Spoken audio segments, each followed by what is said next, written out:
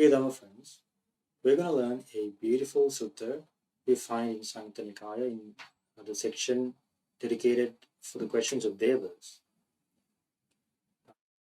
So Buddha was living at Savatthi in Jeta's Grove in the monastery made by Anathapindika. And Buddha addressed the monks that day. And the Buddha said, "Monks, in the past, one day, there was a certain Devata or a deity of the Tavatimsa, the heaven Tavatimsa, and he was with all of his nymphs, the angels, and he was reveling in Nandana Grove. So there is a beautiful forest in Tavatimsa, the heaven, and the deities or devas, they go to that forest to enjoy themselves. They revel in this forest. So the Buddha said this particular devata, this deity, is enjoying himself with all the names and all the happiness, the heavenly pleasures. So while being accompanied by these names, being surrounded by all the sensual pleasures that this devata loves to enjoy, on that occasion, this devata said a verse. So what he said was, "They do not know bliss who have not seen this Nandana forest, the abode of the glorious devas belonging to the Tavatimsa heaven." So what he says is, this forest where uh, the devatas or deities in Tavatimsa enjoy themselves, if there's anyone who hasn't seen this, they do not know bliss.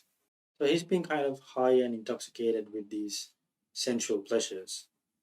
That's why he utters this verse. It's kind of a boast.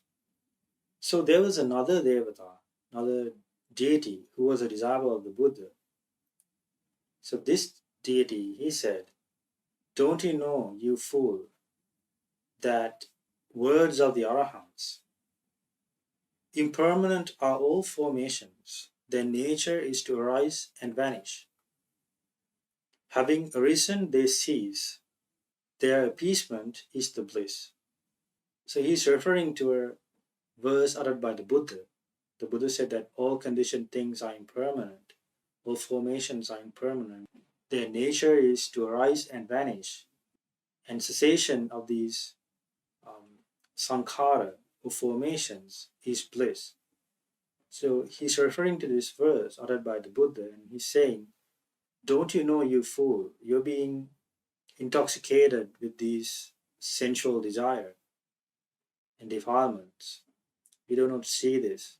So he's calling him fool. He says, "Don't you know, you fool, the word of the Arahants, all formations are impermanent." So he's referring to the Nandana Vana, Nandana forest. This is a formation. Even though you enjoy yourself in this forest, this is impermanent. This is a formation. And this will subject to vanish in the future. And the nature of this Nandana forest is to arise and vanish. That's the nature of formations.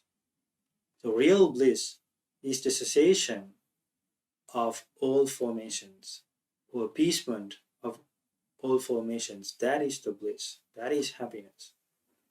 This second Devata, he utters Dhamma.